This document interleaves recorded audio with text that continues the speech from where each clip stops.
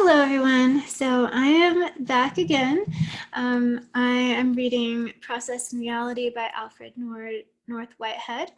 And I'm going to talk about part 5 because that's what I read and started with. And I would actually recommend starting with the end because I'm finding it a little more accessible than what comes before it. Why did I start at the end? I just did.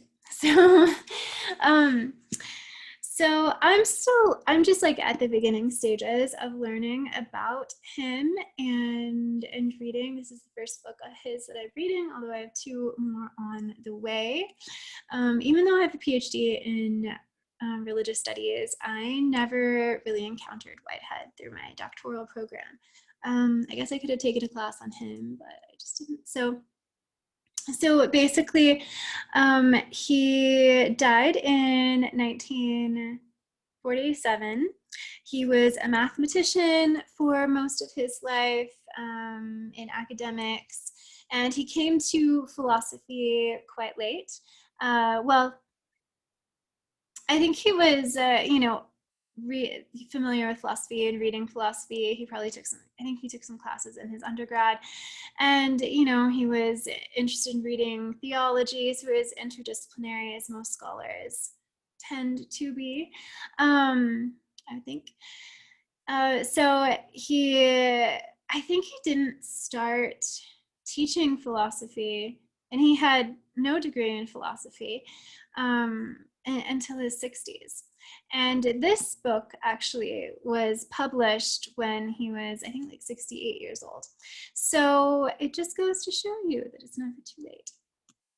All right, so what I'm going to be talking about today is a little bit about, as it is in part 5, Whitehead's understanding of God and justification of evil and suffering in the world. And he mostly gets into that. There's 2 chapters in part 5, so he mostly gets into that in the second chapter, but I'm going to start with the first chapter because it kind of introduces sort of the dualism that he wants to overcome, and in a very I don't know, I think in a unique way, but maybe there are others who kind of have this description. I don't know, I just haven't read anyone yet says it exactly like this. So yeah, so we'll go ahead and get started. And he's really great with just explaining and introducing ideas and thoughts. So I will just leave the summary at that. So not really related to what we're going to talk about, but I really liked this quote on the first page of this part of this section where it says, "Sheer contempt betokens blindness." I thought that was really helpful for me because I often, when I am critiquing certain works, like for instance, if you watched my video on Edith Stein, I was kind of critiquing her sort of alignment with traditional theology, especially aspects that I thought were problematic. But I had a sense there, I always have a sense when I'm kind of making those statements or expressing those sentiments, that, just making sure I'm recording, that I'm really critiquing it because I don't fully understand it, or I haven't tried hard enough yet to see, to kind of extract sort of like the counter arguments to it and problematize it. And that's what I'm always telling my students, right? In order to kind of generate thoughts, make the strange familiar and the familiar strange. So if something seems simple and like you want to brush it off, that's your opportunity to try to problematize it. And if it seems too complicated, then your task is the inverse. Your task is to make it simple and coherent to your reader. So I recognize that within myself, and I just love that he articulated something that I couldn't quite, articulate for myself. So that is that. All right, so here we go in section 2 of part 5 of this chapter 1. He says, ideals fashion themselves around two notions, permanence and flux. And this kind of will lead us into traditional and non-traditional understandings of God, which he wants to kind of reconcile in an interesting way. So he says something interesting about order here, and it kind of shows sort of his complex approach to ideas, especially dualisms.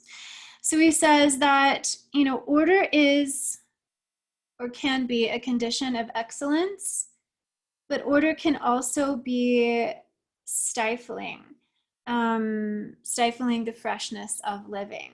So usually, people talk about the middle way. I think he kind of superimposes one upon the other, or sees one as the background of the other. He says, to kind of expand on this, sheer skill must pass out of the sphere of, so thinking about sheer skill, thinking about discipline when you're trying to learn something, it's good to kind of have some kind of order, some kind of pattern to kind of help you along. So sheer skill must pass out of the sphere of conscious exercise and must have assumed the character of unconscious habit. So one way that we can get sort of,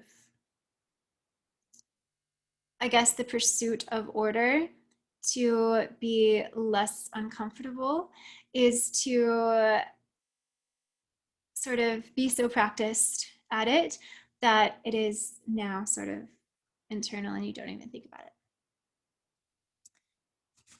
All right, let's see. He says, so I'm just going to read kind of my notes, hopefully connect them to this narrative. So the social history of humankind exhibits great organizations in their alternating functions of conditions for progress and contrivances for stunting humanity. So again, it's kind of talking about trying to describe his approach to sort of opposite poles.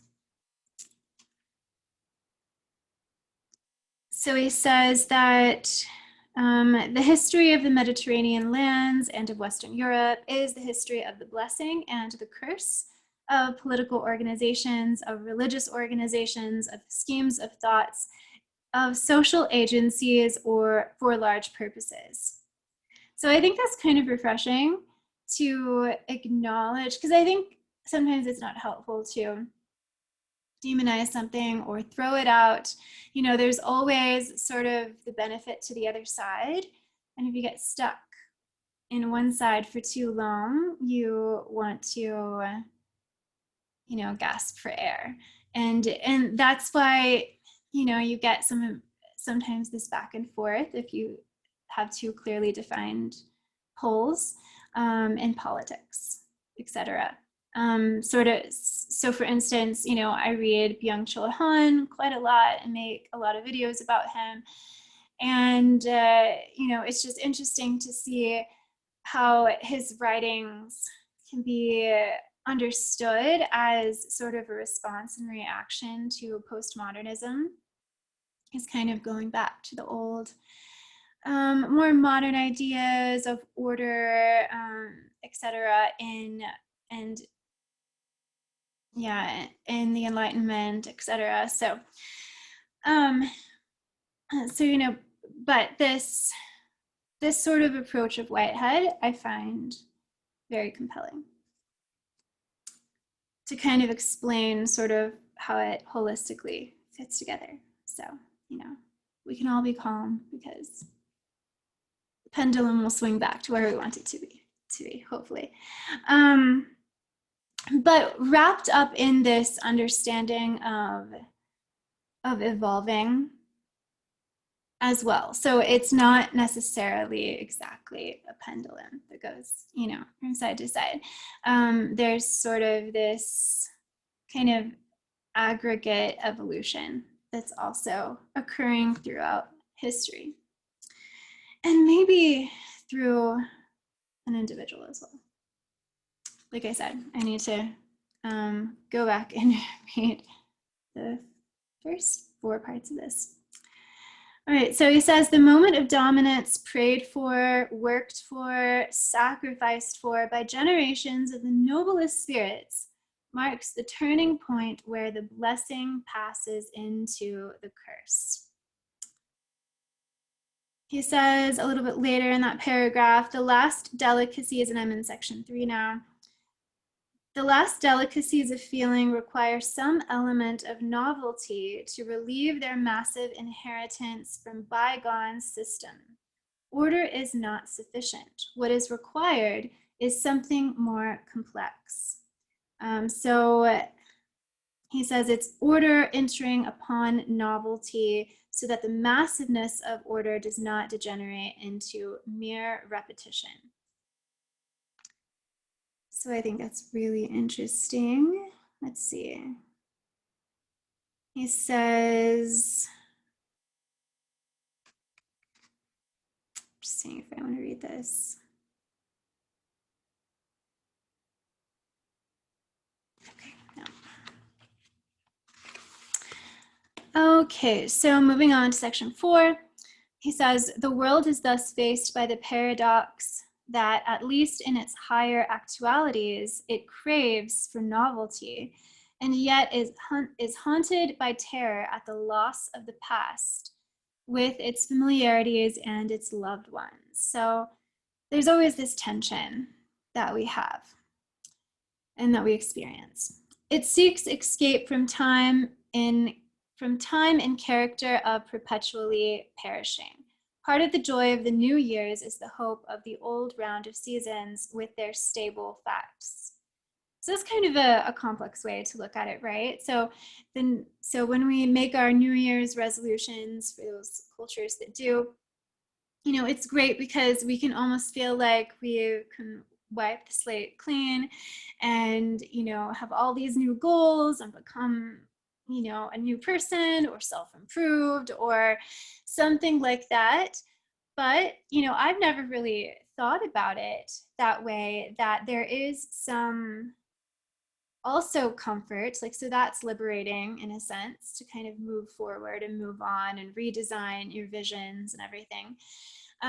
But there's still going to be the reason that it, you know, still retains order and has an inheritance from the past is that we know what's coming, you know, again, depending on, you know, where we are, we understand how the seasons will feel as, you know, we kind of move through the year and what we might do in the warmer months, what we might do in the colder months.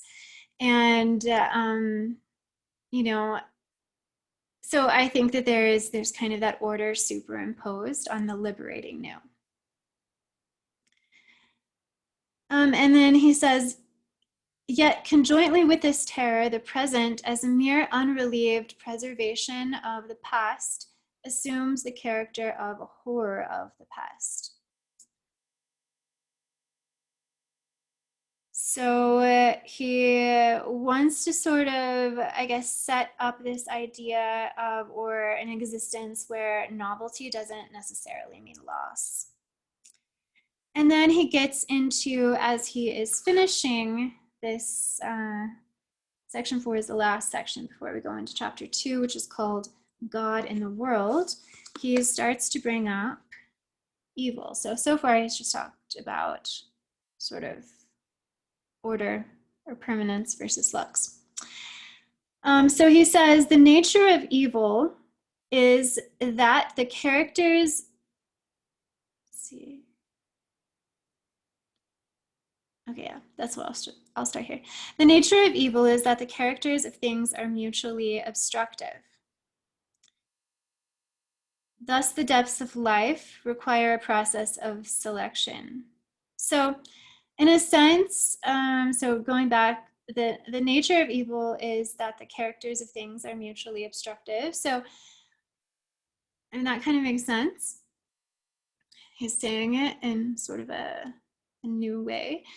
But what we call evil is what obstructs us, right? So maybe, or maybe we don't call it evil, but something that we don't like, something bad in the world, something that causes us suffering, like a disease, or if there is sort of a warring presence, you know, that emerges or infiltrates itself into your culture or your nature or your nation. You know, you might describe it in various ways, but evil could be one, right? Because it stops you, it halts you, it obstructs health, it obstructs safety, it obstructs freedom, etc. So defining evil in that way, I think, is really interesting.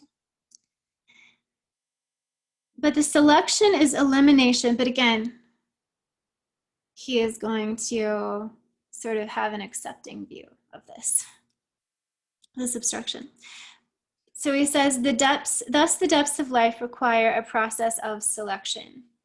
But so in a sense, you know, whatever becomes sort of dominant or present is sort of, I guess, actually, I'm not going to explain that because I don't exactly know if I'm correct. I have to think about it. All right, so, okay, but this selection as elimination is the first step towards another temporal order seeking to minimize obstructive modes. Selection is at once the measure of evil and the process of its evasion. It means discarding the element of the obstructiveness in fact. Okay, so he does expand on this in the next section, and I think in other sections that I haven't read that I'm starting to read. So it's kind of like the idea, or what did I read today in the section that I'm reading?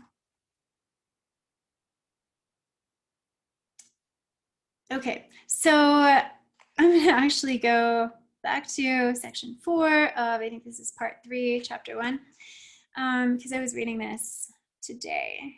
And he's talking about individuals, I think, or, well, individual entities, at least, if not human beings. But he says, it's on my page 223, the novel fact may throw back, inhibit, and delay, but the advance, when it does arrive, will be richer in content, more fully conditioned, and more stable. For in its objective efficacy, an actual entity can only inhibit by reason of its alternative positive contribution. And he says that, you know, this is the reason why there should be evil, but particular evil facts are finally transcended. And it kind of makes me think of sort of the Buddhist idea of, you know, there is suffering in the world, but in a way you kind of have to go through suffering. Like that's the only way you'll be enlightened. Because remember, the Buddha, his father was trying to protect him from everything. And, you know, when he went out on a walk one day outside, he made it outside of his, you know, his palace. And he saw, you know, he saw death, he saw aging, and he saw disease, and he had to go kind of on this journey. And it was only then that, you know, the Buddha became the Buddha, the awakened one, the enlightened one. And so there is sort of this idea, or even in the, you know, the poetry of the Sufi Rumi, he has this one poem called The City of Saba, where it's kind of a perfect utopia. It's like, yeah, I guess, I don't know, is it, don't need to say perfect utopia, I guess, but there's this land where, you know, roasted turkeys that like are flying across, and you could just pick it out of the sky and eat it. I think I might have talked about this before, because I really like Rumi, and you could just say, you don't have to do anything, like everything's perfect, kind of like sometimes some at least Protestant Christian understandings of heaven, right? Heaven is supposed to be a place where there's no pain, there's no suffering, you have everything you need, you don't have to work. At least that's how it was kind of sort of taught to me when I was sort of younger and going to church and listening to sermons about heaven, and that's why you want to get there. But then there's, I think many people question, even Schopenhauer, the pessimist, questions whether, human beings, human consciousness can really be happy with that.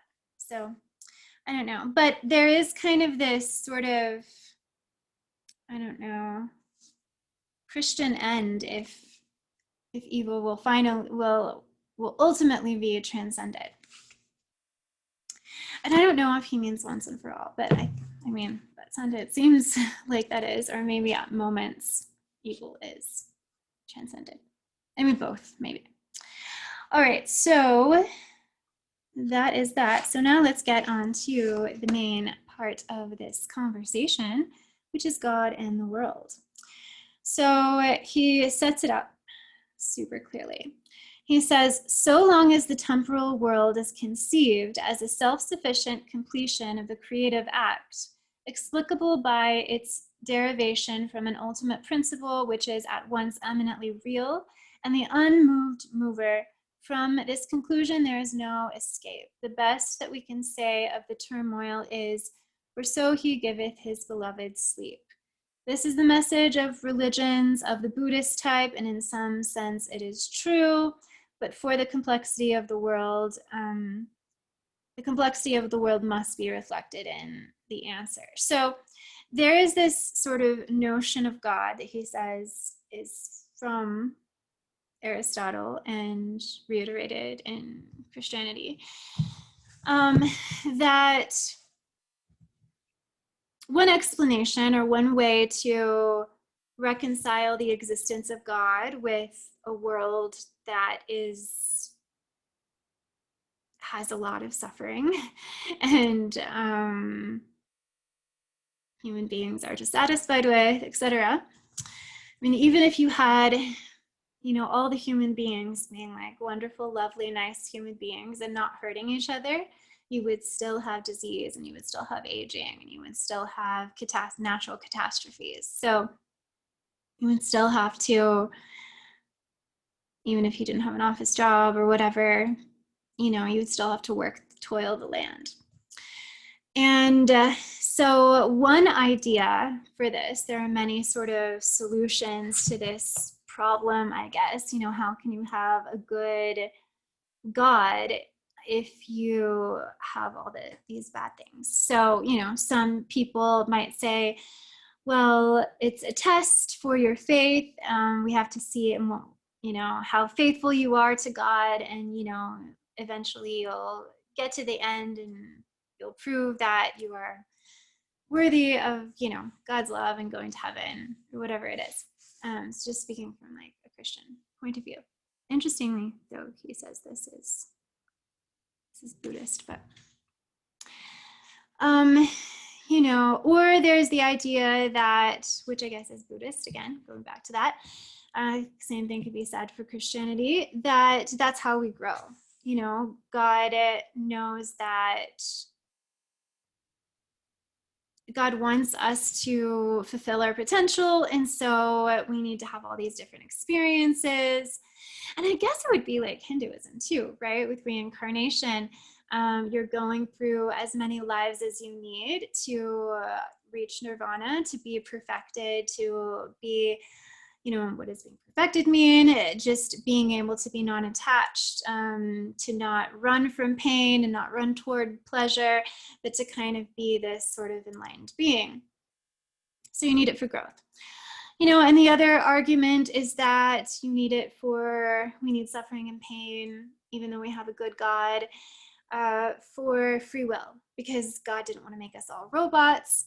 And so we should be able to make our own choices. And then that means we are free to make bad choices that create harm, etc. Although that's really just talking about human beings. What about what about nature? So it doesn't really take care of, I guess, the pain and suffering for nature, but it takes care of, I guess, human beings that are supposed to have free will.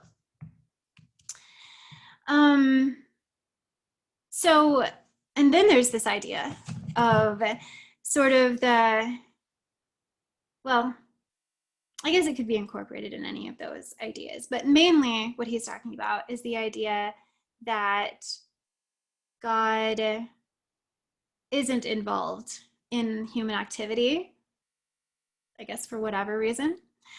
So God created the world, but just kind of like let it go. So, which I guess, you know, it's a whole other conversation. Why would he do this? And like, can he be perfect? Is he all powerful, etc.? But it's just the idea of like the world is set in motion from God or something else, and then we're left to our own devices. So he says that,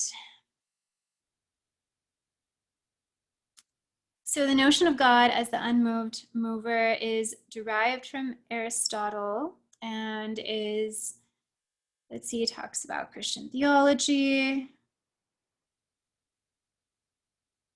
So he says the combination of the ideas of an unmoved mover and an entity that is eminently real can be combined into the doctrine of an aboriginal, eminently real, transcendent creator at whose fiat the world came into being and whose imposed will it obeys. He says this is the fallacy which has infused tragedy into the histories of Christianity. So he's doing a critique of Christian theology and trying to assert something new. But before he does that, he reminds us that when the Western world accepted Christianity, Caesar conquered and received the text of Western, and the received text of Western theology was edited by his lawyers. So he kind of, you know, points out that the sacred text is this historical document. And so definitely up for interpretation. So he says the church gave unto God the attributes which belonged exclusively to Caesar. So he says the consequence of this, which is problematic, is that God was fashioned in the image of an imperial ruler. And I think he does want to create sort of a theology that makes God more sympathetic and gives sort of physical entities, mortal entities, I guess a higher place or more divinity, being more like God in a sense. So that's pretty much all. Oh, okay. So God has been fashioned in the image of an imperial ruler, a personification of moral energy, the ultimate philosophical principle. I guess talking about anti or non-anthropomorphic understandings of God. He has some concepts that he contrasts, talking about conceptual versus physical experience, which the conceptual experience will be more aligned with God, and the physical experience will be more aligned with human beings and the things of the world, and animals and all of that, non-human animals. Let's see, so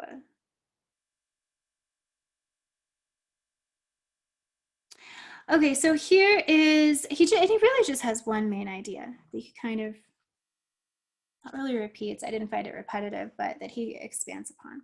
So this is the first line that I put here. An actual entity in the temporal world is to be conceived as originated by physical experience. So that makes sense, right? We are physical beings. We came into the world physically. With its process of completion, but there is this sense of, I just tapped my eye with my hair, I flew into it. But there is this idea of evolving. And so in our evolving, we kind of change places with God and give God something, and God, has given us something, etc. Okay, so an actual entity in the temporal world is to be conceived as originated by physical experience, with its process of completion motivated by consequent conceptual experience initially derived from God.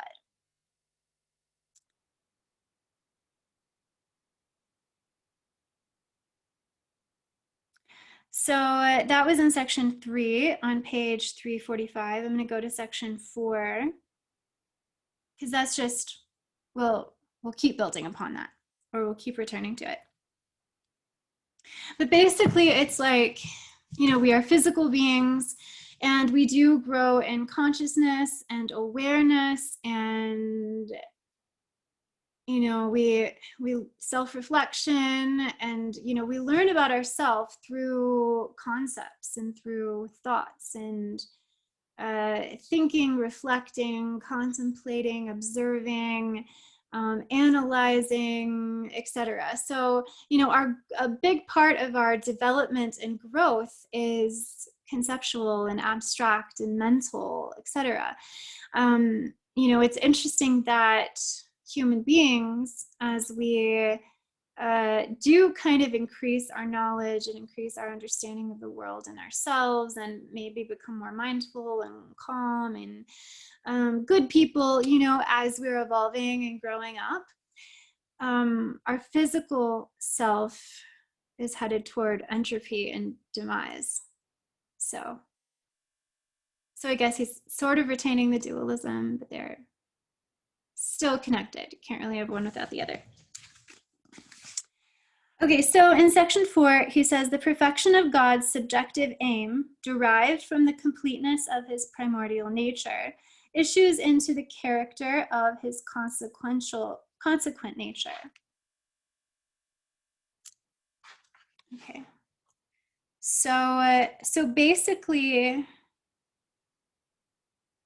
we are physical beings completed by conceptual experience, but God is a being of conceptual experience completed by the physical world.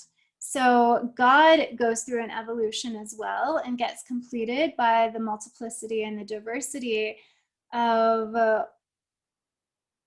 in the moving evolution of what happens in the world. And then so it's sort of like God becomes, like, attains those attributes. So we're attaining each other's attributes. Okay, so the next part on 346. Sorry, and it seems like it's just really hot in here. I kind of refuse to turn on the AC in the day because my electric bill is already high and I need it to sleep. So I don't know, I don't have the temperature in here anymore. I can't see it. But it's like in the 80s. So I'm sort of like sweating inside. I have a window open, but still. I wish I could be outside, but my outside of my apartment is, I am in like an urban jungle, so it is not quiet. Someday, maybe, if someone will give me a loan to put me in lifelong debt, I will have some kind of a house. All right, so the wisdom of subjective aim prehends, and prehends is like laying hold of, every actuality for what it can be in such a perfected system. Its sufferings, its sorrows, its failures, its triumphs, its immediacies of joy, woven by rightness of feeling into the harmony of the universal feeling, moving onward and never perishing. Needed contrast is yet save, wait, that's not really a sentence, but okay, so there's something about all of these elements that are useful or necessary or appropriate or just a part of reality.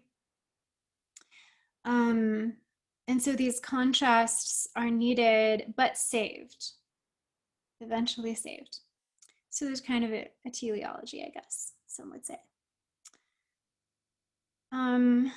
So there's a part in here that I think is really interesting. It just talks about the judgment of a wisdom which uses what in the temporal world is mere wreckage. And I just wonder how is God, or how is this movement toward harmony using the wreckage? You know, I mean, I guess he's trying to justify and convince us that we need all these different elements. We need these contrasts. So let's see if he does. Let me know. And, you know, again, you disagree with my my interpretations. My first, yeah, I've only had 2 days of reading Whitehead. I keep wanting to call him Wittgenstein, I have to say. So if I've done that in this video, definitely done it in my head. It's not. There are many more philosophers than Wittgenstein. Start with a W. Okay, so he says, there is an ultimate unity of the multiplicity of actual fact with the primordial conceptual fact. And the primordial conceptual is always God. So he talks about, and this reminds me of Edith Stein. Let's see, and also, I also said it reminds me of Kant. The finite and then the infinite being united to have many in the one and the one in the many. Okay. Maybe this is not the part that I thought reminded me of Edith Stein. Sorry, I don't know why I said that. Okay, so something in this did. So it talks about the patience of God. So this is how he sees God in one aspect of it. The patience of God tenderly saving the turmoil of the immediate world by the completion of his own nature. The sheer force of things lies in the intermediate physical process. This is the energy of physical production. God's role is not the combat of productive force. So God is not supposed to take out evil or battle with evil, because I guess because he's saying that contrasts and tensions is productive. You know, productive in the individual who needs suffering to be enlightened, and I guess productive in the world. So God's role is not the combat of productive force with productive force, of destructive force with destructive force. So we can't like fight fire with fire. It lies in the patient operation of the overpowering rationality of his conceptual harmonization. So he does not create the world, and he does, but according to Whitehead, he does. But in a sense, he doesn't create like the entire world, like what it can be, what it manifests itself into. So he doesn't create the world as it is, but he saves it. Because good will finally triumph. Okay, so let's see, going on.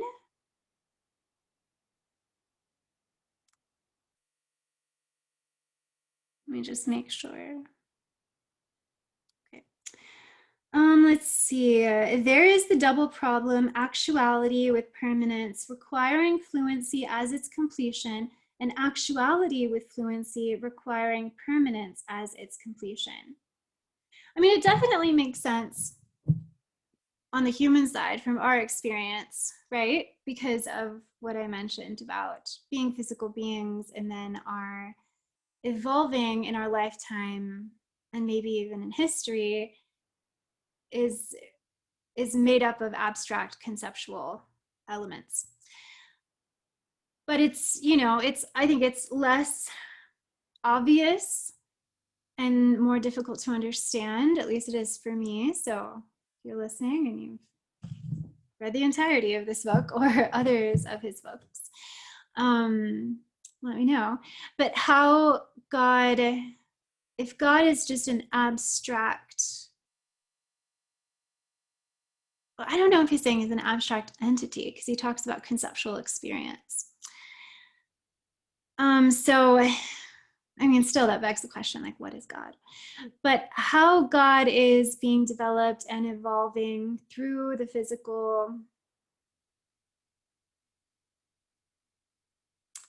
I guess it's kind of like, and I am reading Dilte at the same time I'm reading Whitehead, and so I can't remember if it's in something that I read from Whitehead or something that I read from Dilte, because Dilte is also talking about history and evolving.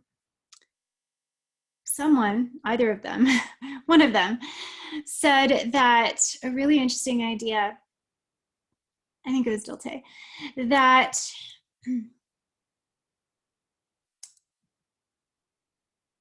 in what you see in the world, these are manifestations of who we are, of our, and when I say we, I just mean human beings, our sort of internal innate selves is manifested concretely in what we see around us and what we create, what we produce. So maybe that can be borrowed. We can borrow that for Whitehead. Can we? Let me know. Because when Dilte says that, that's like sort of the conceptual becoming physical, right? And that's what Whitehead wants to say about God. So, are you really real unless you have a physical aspect to you? So, all right, so let's see. So he says, either side can only be explained in terms of the other. In this way, I don't know if I read this, I don't think I did. In this way, God is completed by the individual fluent satisfactions of finite fact, and the temporal occasions are completed by their everlasting union with their transformed selves, purged into confirmation. Sorry, like I'm highlighting and I'm marking through words and I don't mean to. Just can't draw a straight line apparently sometimes. With the eternal order, which is the final absolute wisdom. So, very interesting here, because he gives us a list of his understanding of the, we understand ourselves, God, and I guess human beings in terms of the other. Or maybe not just the human beings, but I don't know. He says the world here. So he says, it is as true to say, so he has like these statements. So let's do statements. It is as true to say that God is permanent and the world fluent as that the world is permanent and God is fluent. It is as true to say that God is one and the world many as that the world is one and God many. It is as true to say that in comparison with the world, God is actual eminently as that in comparison with God, the world is actual eminently. So kind of, I guess, responding and reacting to, the old argument that everything is sort of mere appearance in the world and we can't really know it. It might not even exist because we can't see it outside of ourselves. Sorry, that just reminds me of Heidegger. I finished Being in Time today, so that's exciting. My first read through Being in Time. And I realized on like the last 15 pages what he meant by ecstatic, because I looked it up. And I guess it comes from epistasis. I don't know if I'm saying that right. Being outside of yourself, that's how you relate. That is the real you. We are beings that are ecstatic, so we are beings that are always also outside of ourselves. I'm gonna have to do another video on something about Heidegger. Okay, so let's see. It is as true to say that the world is immanent in God as that God is immanent in the world. It is as true to say that God transcends the world as that the world transcends God. I think this is really interesting. It is as true to say that God creates the world as that the world creates God. Now, see, if you were a college student and you were doing an essay, you had to do an essay on Whitehead, you could take one of these, I don't know, I'm like struggling to figure out what to call them, propositions. There's a specific word for it. You could take one of these and try to explain it, through Whitehead or various philosophers or your own ideas. It could be like a good topic for a philosophy essay, I think. All right, so we are sort of almost done. We have 15-ish minutes. Let's see what we can get through. So he says a physical pole is in its own nature exclusive, bounded by contradiction. A conceptual pole is in its own nature all-embracing, unbounded by contradiction. So again, physical, the world. Conceptual, God, I guess. He says something about the exclusiveness of enjoyment, but I don't know why enjoyment would be exclusive. In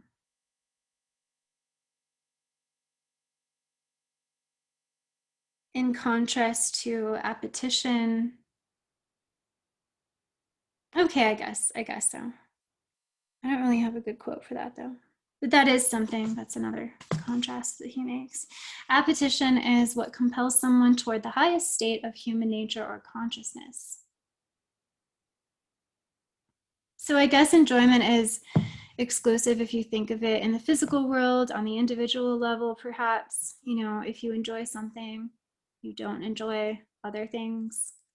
But if you are, and sometimes it comes from maybe like things that you don't necessarily choose. Do you choose your enjoyments? But then it's contrasted with this idea of appetition.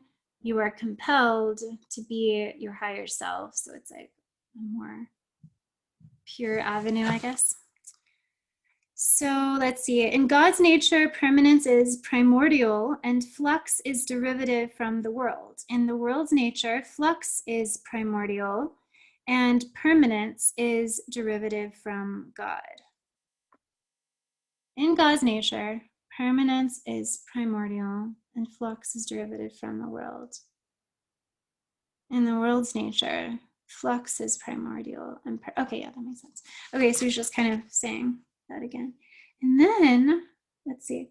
I also marked down this statement, this discordant multiplicity of actual things requiring each other and neglecting each other, utilizing and discarding, perishing and yet claiming life.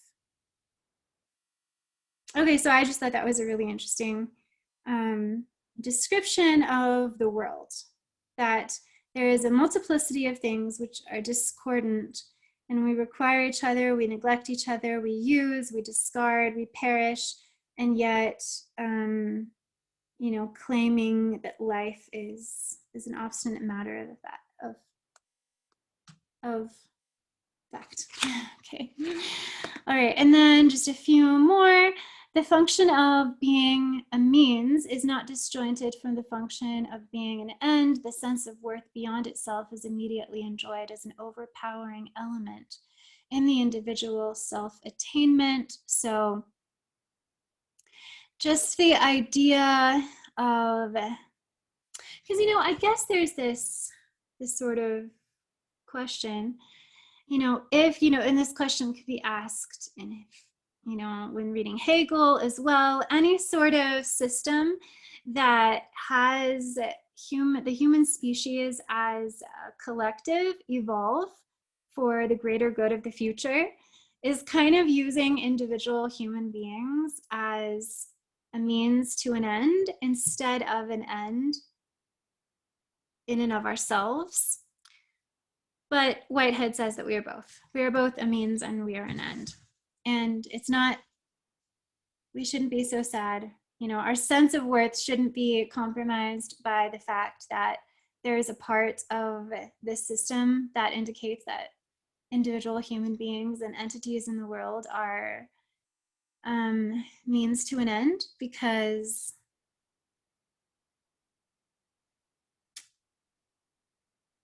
I don't know. He says that there's individual self-attainment. So I don't know. We should be happy with redemption. All right, an enduring personality in the temporal world is a root of occasions in which the successors, with some particular completeness, sum up their. Okay, maybe I should think about the quotes that I'm talking about, because some I think I just marked because I liked, but it doesn't really fit within this whole video. Let's see. Okay, so this is the very, very last paragraph of his work.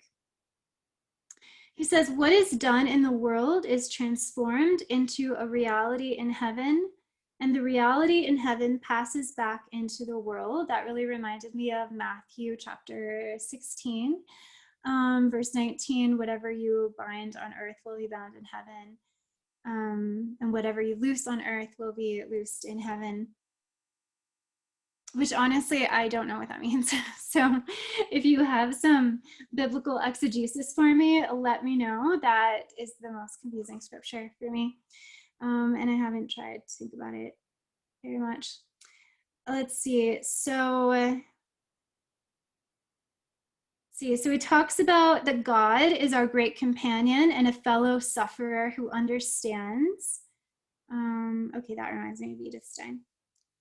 Must have written that down somewhere. I don't know. He says, throughout the perishing occasions in the life of each temporal creature, the inward source of distaste or of refreshment, the judge arising out of the very nature of things, redeemer or goddess of mischief, I love that, is the transformation of itself, everlasting in the being of God. So last sentence. In this way, the insistent craving is justified. The insistent craving that zest for existence be refreshed by the ever-present, unfading importance of our immediate actions which perish and yet live forever. So I don't know. I thought that was interesting. I'm just reading my notes. Okay, so, and he doesn't really explain it exactly like this. This is what I get from it. That everything we do becomes eternal. And I wonder if I did read that today, actually. Maybe he does talk about it in earlier books and chapters. So I think overall, I like, so I'll finish that thought first. So everything we do becomes eternal.